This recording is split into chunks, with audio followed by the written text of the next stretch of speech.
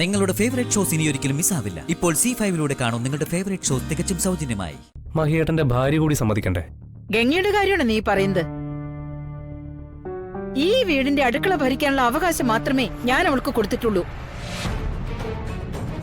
അതുകൊണ്ട് അവളെ കൊണ്ട് ഒപ്പിടിക്കാൻ എനിക്ക് ഈസി ആയിട്ട് സാധിക്കും. അപ്പൊ ഈ വിവാഹത്തോടെ നമ്മൾ കൈലാസത്തിന്റെ അധികാരികളായിട്ട് മാറുമെന്നാണോ അമ്മ പറയുന്നത്?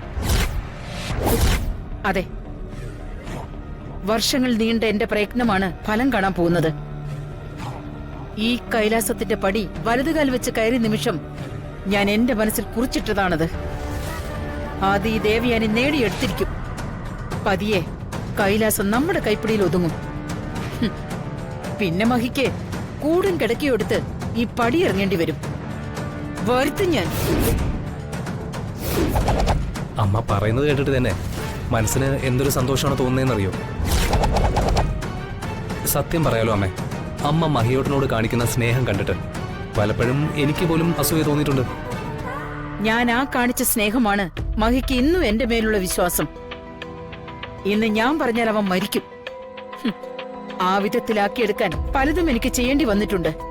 നിങ്ങളെ പോലും പലപ്പോഴും വേദനിപ്പിച്ചിട്ടുമുണ്ട്. പക്ഷേ എല്ലാത്തിനും പിന്നിൽ ഒരേ ഒരു ലക്ഷ്യമേ ഉണ്ടായിരുന്നുള്ളൂ: കൈലാസത്തിന്റെ കോടികളുടെ സ്വത്ത്.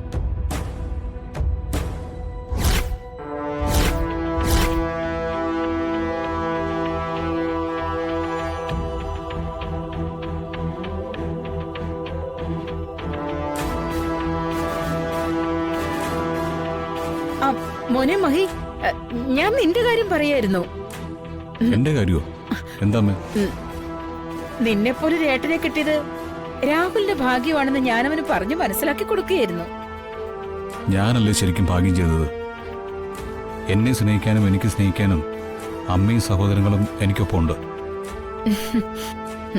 അപ്പൊ പിന്നെ ഞാനല്ലേ ഭാഗ്യവാൻ. ഭാഗ്യം ഇവിടെ പറഞ്ഞു വന്ന് മഹി കേട്ടിട്ടില്ല. തൽക്കാലത്തേക്ക് രക്ഷപ്പെട്ടു. അമ്മ പറഞ്ഞതാ ശരി, ഏട്ടൻ എന്റെ ഭാഗ്യമാണ്. ഏയ്, അങ്ങനൊന്നും പറയാതെ രാഹുൽ. ഇപ്പോ നിന്റെ വിവാഹം അത് മാത്രമാണ് എന്റെ മനസ്സിൽ. ഏറ്റവും ഭംഗിയായിട്ട് തന്നെ നമുക്കത് നടത്തണം. എല്ലാത്തിനും മുന്നിൽ നിൽക്കാൻ നീ ഇല്ലേ മോനെ? പിന്നെന്താ വേണ്ടത്? പെണ്ണിനും ചെറുക്കനും പരസ്പരം ഇഷ്ടമായ സ്ഥിതിക്ക് വിവാഹം ഉടനെ തന്നെ നടത്തണം. ധൃതി വേണ്ട മോനെ, അവർക്കും കുറച്ച് സാവകാശം വേണമല്ലോ. എങ്കിൽ പിന്നെ മോതിരമാറ്റം നടത്താം. വിവാഹം ഗംഭീരമായിട്ട് നമുക്ക് പിന്നീട് നടത്തുകയും ചെയ്യാം. അത് ശരിയാ. മോതിരമാറ്റം കഴിഞ്ഞാ പാതി കല്യാണം കഴിഞ്ഞതുപോലെ തന്നെയല്ലേ? രാഹുലിന് എതിർപ്പൊന്നുമില്ലല്ലോ?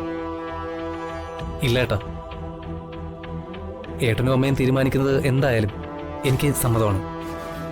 ഈ വിവാഹ കാര്യത്തിൽ എല്ലാ തീരുമാനവും ഞാൻ മഹിക്ക് വിട്ടു തന്നിരിക്കുകയാണ്. നീ വേണം മോനെ എല്ലാം ഭംഗിയായി നടത്താൻ.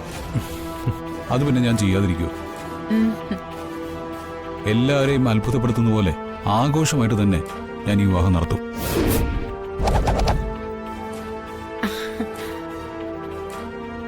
എന്തായാലും ഉടനെ തന്നെ നമുക്ക് മോതിരമാറ്റം നടത്താം.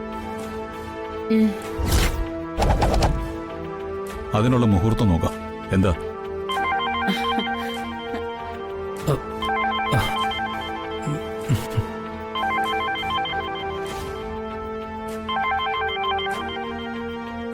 ശരി മഹി, അങ്ങനെ തന്നെ ചെയ്യാം.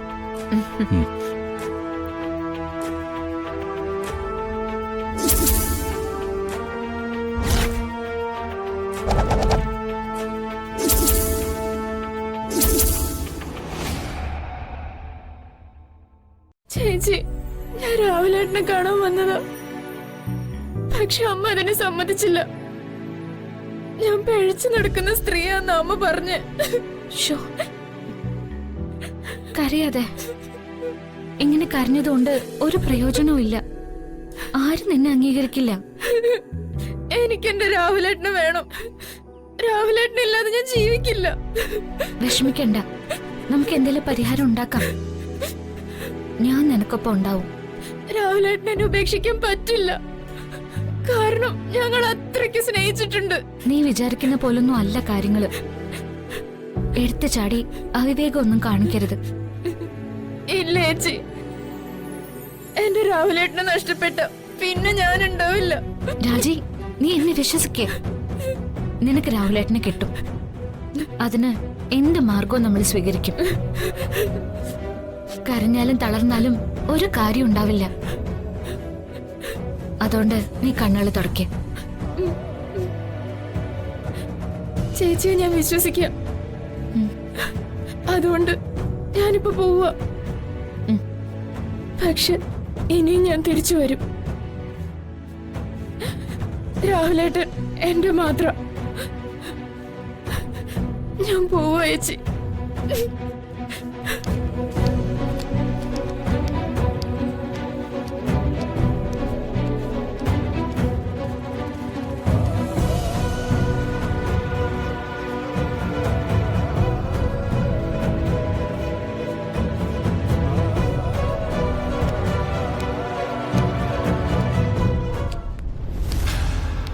നിശ്ചയത്തിന്റെ അന്ന് ആ പെണ്ണ് വന്ന് വല്ല കുഴപ്പമുണ്ടാക്കോ?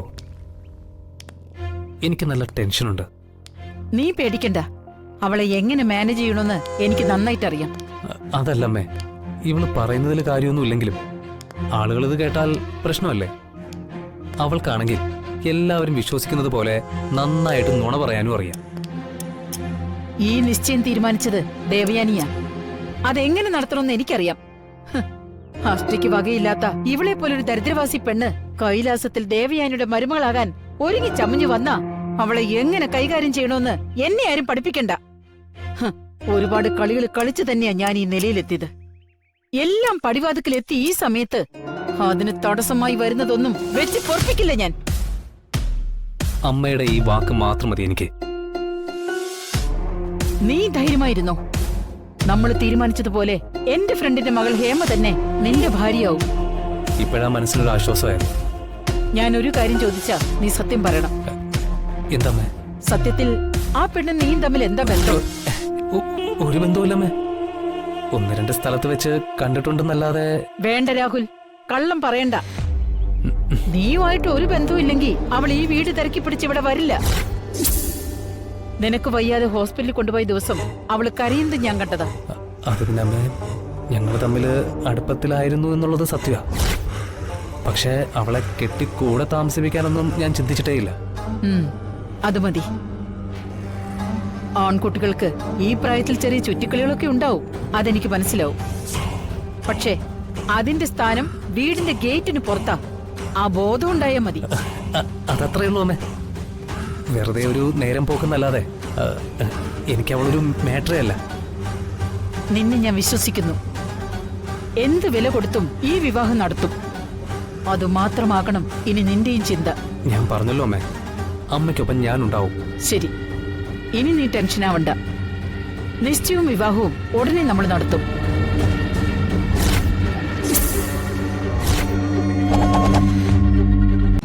ഡൗൺലോഡ് ചെയ്യൂ C5 ആപ്പ്. കാണൂ എല്ലാ എപ്പിസോഡുകളും സൗജന്യമായി.